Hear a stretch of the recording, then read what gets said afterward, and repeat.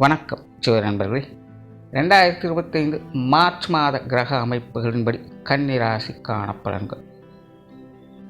இந்த மாத கிரக அமைப்புகள் என்பது குறிப்பிடத்தக்க வகையில் அமைஞ்சிருக்கு. அதாவது ஒரே ராசியில் 5 கிரகங்களுடைய கூட்டணிகள் அப்படிங்கிறது அமையும். அதாவது சூரியன், சுக்கிரன், புதன், சனி மற்றும் ராகு ஒரே இடத்துல சஞ்சாரம் செய்துட்டு வரும். அதாவது இது எக்ஸாக்டாக சொல்லணும்னா கும்பராசிக்கும் மீன ராசிக்கும் இடைப்பட்ட இடத்துல இந்த கிரக கூட்டணிகள் அப்படிங்கிறது ஏற்படும். தவிர இங்கே சுக்கிரனும் புதனும் வக்ர நிலையில் சஞ்சாரம் செய்வாங்க. தவிர சுக்கிரன் இங்கே உச்சம் பெற்ற நிலையில் இருக்காங்க. ஆக இந்த கிரக கூட்டணிகள் என்பது வலுவாக இருக்கா, சாதகமான நிலைகள் இருக்கா அப்படின்னு பார்த்தோம்னா அதுவே ஒரு பெரிய கன்ஃபியூஷன் தான். காரணம், இது நட்பால் உருவாகக்கூடிய ஒரு கூட்டணிகள் அல்ல. எதிரிக்கு எதிரி எனக்கு நண்பன் அப்படின்னு சொல்லக்கூடிய நிலைகளை உருவாகக்கூடிய ஒரு கிரக கூட்டணி. உதாரணத்துக்கு சூரியனோடைய நிலை எடுத்துட்டோம்னா சூரியன் சனிக்கும் ஆகாது, ராகுக்கும் ஆகாது. ஆனால் புதன் சுக்கிரனோட இணைஞ்சிருக்கிறதுனால இந்த சனியும் ராகுவால் சூரியனுக்கு அவ்வளவாக சாதகமில்லாத பாதகமான நிலைகளை கொடுக்கவும் முடியாது. அதாவது இங்கே இப்போது சனியும் ராகுவும் சூரியனுக்கு பாதகமான நிலைகளை செயல்பட முடியாது. ஆனால் இயற்கையாக அவங்களால சாதகமான நிலைகளை செயல்பட முடியாது. அப்போ இங்கே என்ன மாதிரியான சூழ்நிலைகள் இருக்கும் அப்படிங்கிறது கொஞ்சம் கஷ்டம் யூகிக்கிறது. இந்த மாதிரியான காலகட்டங்கள்லாம் அந்த கர்ம பலன்கள் அப்படிங்கிறது அதிகரிக்கும். கிரகங்களால் இங்கே நல்லது கெட்டது வர்றது ஒரு பக்கம் இருந்தாலும் கூட அவங்க அந்தந்த நன்மை தீமைகளால் தீண்டப்படாமல் இருக்காங்களா அப்படிங்கிறது தான் இங்கே முக்கியமாக பார்க்கணும். ஏன்னா இந்த மாதிரியான சூழ்நிலைகள் நல்லதோ கெட்டதோ அவங்கவுங்க ஜாதகப்படி வரவும் செய்யும், போகவும் செய்யும். அப்போது இங்கே ஒரு பாதகமான விஷயம் நடக்குது அப்படின்னு வச்சுக்கோங்க. உதாரணத்துக்கு எரியிற தீ இருக்குதுன்னா அந்த எரியிற தீயை நம்ம அணைக்கிறோமா இல்லை எண்ணெய் ஊற்றி வளர்க்குறோமா அப்படிங்கிறது நம்ம கையில் தான் இருக்கும்.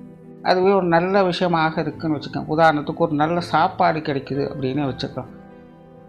இப்போ அது ருசியான சாப்பாடுங்கிறதுனால வயிற்றளவுக்கு சாப்பிட்டு வயிற்றை நிரப்புறோமா, இல்லை ருசியான சாப்பாடுங்கிறக்கா கழுத்து வரைக்கும் சாப்பிட்டு நோயை சம்பாதிக்கிறோமா அப்படிங்கிறது அவங்கவுங்க கையில் தான் இருக்குது. இது சும்மா உதாரணத்துக்காக சொல்கிறேன். ஆக இந்த மாதிரியாக கிரகங்கள் அமையக்கூடிய காலகட்டங்களில் அவங்கவுங்களுடைய கர்ம பலன் தான் இங்கே விஷயத்தை தீர்மானிக்கும். ஆக சிம்பிளாக சொல்லணுன்னா இந்த மாதிரியான கிரக அமைப்புகளால் நல்லது நடக்காமல் அல்ல, நடக்கக்கூடிய அந்த நல்லதுகளை நாம் எப்படி சரியான முறையில் பயன்படுத்திக்க போகிறோம் அப்படிங்கிறதெல்லாம் விஷயங்களானது அமையும். சும்மா மேலோட்டமாக பார்த்துட்டு இது இப்படித்தான் இருக்கும் அப்படிங்கிறத தீர்மானிக்கிறதுல எந்த ஒரு பிரயோஜனமும் இருக்காது. ஏன்னா அதெல்லாம் வரவும் போகவுமாக இருக்குமே அல்லாமல் காற்றுள்ள போதே தூற்றிக்கொண்டு சொல்கிற மாதிரி அப்பப்போ அனுபவிச்சுக்கலாமே அல்லாமல் நீண்டகால அடிப்படையில் எந்த ஒரு நல்லதையோ கெட்டதையோ எதிர்பார்க்க முடியாது. ஸோ இது எல்லா ராசிக்காரங்களுக்கும் ஒரு பொதுவான நிலை. பட் ஒவ்வொரு ராசிக்கும் தனிப்பட்ட முறையில் பார்க்கும்போது ஒவ்வொரு ஸ்தானங்களுக்கும் அது சில பாதிப்புகளை பாதகமான முறைகளில் அது ஏற்படுத்தும்.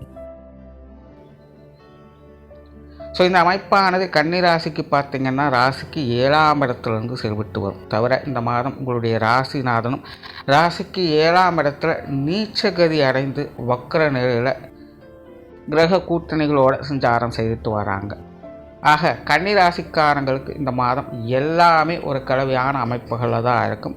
குறிப்பாக மற்றவங்களுடைய சப்போர்ட் அப்படிங்கிற இந்த மாதம் தேவைப்படக்கூடிய ஒரு மாதமாக இருக்குது. முடிஞ்ச அளவுக்கு உடன் இருப்பவங்ககிட்ட தேவையில்லாத சங்கடங்களை வளர்த்து கொள்ளாதீங்க. ஒரு பக்கம் கன்னி ராசிக்காரங்களுக்கு இந்த மாதம் எல்லாத்தையுமே தேடி போகக்கூடிய நிலை அப்படிங்கிறது இருக்கும். ஏதோ ஒரு வகையில் மற்றவங்களோட உதவியை நாடி போவாங்க. தன்னை சார்ந்தவங்களை அரவணைத்து கொள்ளவும் செய்வாங்க. ஆனால் அதுக்கு ஏற்ற அளவுக்கு மற்றவங்க அனுசரணையாக இருப்பாங்களா அப்படிங்கிறதான் ஒரு கேள்விக்குறி. இப்போ நீங்கள் நல்ல விஷயம் என்ன அப்படின்னு பார்த்தீங்கன்னா எப்போவுமே கன்னி ராசிக்காரங்களுக்கு எல்லாமே ஒரு பேலன்ஸ்டான நிலைகளில் தான் இருக்கும். ஸோ இங்கே பெருசாக நெகட்டிவான விஷயங்களை எதிர்பார்க்க வேண்டியதில்லை. அதுக்காக கெட்டதெல்லாம் கிடைச்சிரும் அப்படின்னு எல்லாத்தையுமே கண்மூடித்தனமாக நம்பிக்கொண்டு எந்த ஒரு காரியத்திலும் ஈடுபடாதீங்க. ஏன்னா மற்றவங்களை சார்ந்து தான், மற்றவங்களை எதிர்பார்த்து தான் காரியங்கள் விஷயங்களில் ஈடுபட வேண்டியதாக இருக்குது. அதனால் முழுவதுமாகவே மற்றவங்க நம்பி எல்லாத்தையும் ஒப்படைச்சிட்டு நம்ம சும்மா இருக்கலாம் அப்படின்னு நினச்சாங்க எந்த ஒரு காரியமும் இருக்காது. அப்பப்போ கவனிச்சுக்கிட்டும் இருக்கணும். அவங்களுக்கு உதவியாகவும் எல்லா விஷயங்களும் செஞ்சுட்டு இருக்கணும். அதாவது எல்லாமே உங்களுடைய முயற்சியால் தான் நடைபெறுது, ஆனால் மற்றவங்களுடைய துணையோடு அது நடைபெறுது அப்படிங்கிறத புரிஞ்சுக்கணும். ஆக இந்த மாத அமைப்பே பார்த்திங்கன்னா உங்கள் கூட இருக்கிறவங்களுக்கு நீங்கள் எந்த அளவுக்கு உதவிகரமாக நல்ல விஷயங்களோடு செயல்பட்டு வரீங்களோ அந்த அளவுக்கு நற்பலங்களும் நீங்களும் எதிர்பார்க்கலாம்.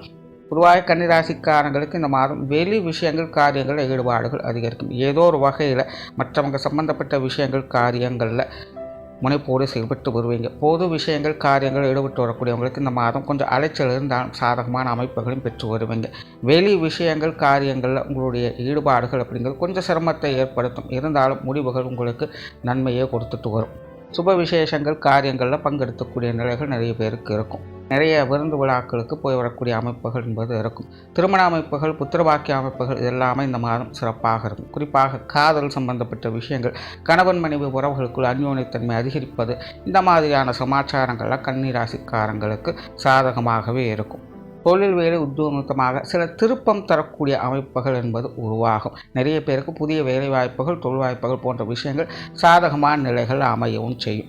குறிப்பாக வாடிக்கையாளர்கள் சார்ந்த விஷயங்களில் அதிக கவனம் செலுத்த வேண்டியதாக இருக்கும். புதிய வரவுகள் என்பது இருக்கும். நிறைய புதிய வாடிக்கையாளர்கள் இருக்கக்கூடிய அமைப்புகள் என்பது உண்டு. அவங்க வகையிலே சில சங்கடங்கள் அப்படிங்கிறது தவிர்க்க முடியாது. கொஞ்சம் குறைச்சி கொடுத்துக்கிட்டு தான் இருப்பாங்க. ஆனாலும் எல்லாத்தையும் சமாளிக்கக்கூடிய நிலைகள் என்பதும் உண்டு. சுருக்கமாக சொல்லணும்னா கன்னிராசிக்காரங்களுக்கு சங்கடம் எங்கே இருக்குதோ அதே இடத்துலையே சந்தோஷம் இருக்குது அப்படிங்கிறது தான் இந்த மாதத்தோட சுருக்கமான பலன். ஆக தொழில் வேலை செய்யக்கூடிய இடங்கள்லேயே கூட இருக்கிறவங்களையும் கொஞ்சம் அனுசரணையாக பார்த்துக்கிட்டீங்கனால எல்லா சமாச்சாரங்களும் இந்த மாதம் உங்களுக்கு சுமூகமாகவே இருக்கும். குடும்ப விஷயங்கள் காரியங்களில் நல்ல விஷயங்களை எதிர்பார்க்கலாம். குடும்பத்துக்குள்ளே கொஞ்சம் வாக்குவாதங்கள் அப்படிங்கிறது தவிர்க்க முடியாது. குடும்ப உறுப்பினர்கள் கொஞ்சம் ஏட்டிக்கு போட்டியாக எல்லா விஷயங்களும் செயல்பட்டு வருவாங்க. ஆனால் சங்கடமான சமாச்சாரங்கள் எதுவும் இருக்காது. வீட்டுக்கு வீடு வாசப்படிங்கிற மாதிரி சின்ன சின்ன விஷயங்களில் கொஞ்சம் முன்கோபம் அப்படிங்கிறது அடிக்கடி வந்து போயிட்டே இருக்கும். அதனால் கொஞ்சம் விதண்டாவாதம் அப்படிங்கிறது குடும்பத்துக்குள்ளே அதிகரிக்கும். ஸோ அந்த மாதிரியான சமாச்சாரங்கள் கொஞ்சம் விட்டு கொடுத்து போய்க்கிறது நல்லது. மற்றபடி குடும்ப விஷயங்கள் காரியங்கள் அப்படிங்கிறது உங்களுக்கு சாதகமான அமைப்புகளும் சில புதிய மாற்றங்களோடும் பார்க்க முடியும். கண்டிப்பாக குடும்ப சூழ்நிலைகளில் ஏதோ ஒரு மாற்றங்கள் அப்படிங்கிறது இந்த மாதம் உங்களுக்கு ஏற்படும். அதுவும் உங்களுக்கு சாதகமான நிலைகள் இருப்பதையும் பார்க்கலாம். மாணவர்களுக்கு கல்வி மற்றும் வித்தை சார்ந்த விஷயங்கள் சாதகமான அமைப்புகள் இருக்கும். குறிப்பாக மாணவர்களுக்கு பார்த்திங்கன்னா புத்தி கூர்மை என்பது அதிகரிக்கும். ஏதோ ஒரு வகையில் ரொம்பவுமே முனைப்போடு செயல்பட்டு வருவாங்க. அது கல்வியில் இருக்கலாம், அல்லது ஏதாவது கலை சார்ந்த விஷயங்கள் இருக்கலாம், விளையாட்டுத் துறைகள் இருக்கலாம். ஏதோ ஒரு வகையில் ரொம்பவுமே ஆழ்ந்த சிந்தனையோடு அவங்க மூழ்கி இருப்பாங்க. சில விஷயங்களில் அவங்களாகவே தானாகவே கற்று தேரக்கூடிய அமைப்புகள் என்பது உண்டு. பல புரியாத விடைகளுக்கும் விடை காண முற்படுவாங்க. அந்த மாதிரி மாணவர்கள் ஒரு தேடல் மனப்பான்மையோடு செயல்பட்டு வருவாங்க. எட்டு சுரக்காய் கூட்டு குதவாது அப்படிங்கிறத புரிஞ்சுப்பாங்க. மாணவர்கள் சுய முயற்சியால் நன்மைகளை பார்க்கக்கூடிய ஒரு மாதமாக அமையுது. அதே போல் சொத்து சுகங்கள் வகையில் சாதகமான அமைப்புகள் ஒரு நல்ல விஷயங்களை எதிர்பார்க்கலாம். இடமாற்றங்கள் கொடுக்கல் வாங்கல் விஷயங்களில் சாதகமான அமைப்புகள் என்பது இருக்கும். ஆனால் கன்னிராசிக்காரங்க இந்த மாதிரியான விஷயங்களை காரியம் முடிகிற வரைக்கும் கச்சிதமாக கவனத்தோடு இருக்கிறது நல்லது. அதான் காரியம் முடிஞ்சிருச்சு அப்படின்னு அசால்ட்டாக இருந்துட்டிங்கன்னா காரியம் முடியறதுக்குள்ளே ஏதோ ஒரு குழப்பி விட்டு காரியத்தை கெடுத்து விட்டுடுவாங்க. அந்த மாதிரி இந்த கொடுக்கல் வாங்கல் விஷயங்கள் குறிப்பாக இந்த சொத்து சுகங்கள் வகையில் ஏற்படக்கூடிய கொடுக்கல் வாங்கல் விஷயங்களில் காரியம் முடிகிற வரைக்கும் கொஞ்சம் கவனத்தோடு இருந்து வர்றது நல்லது.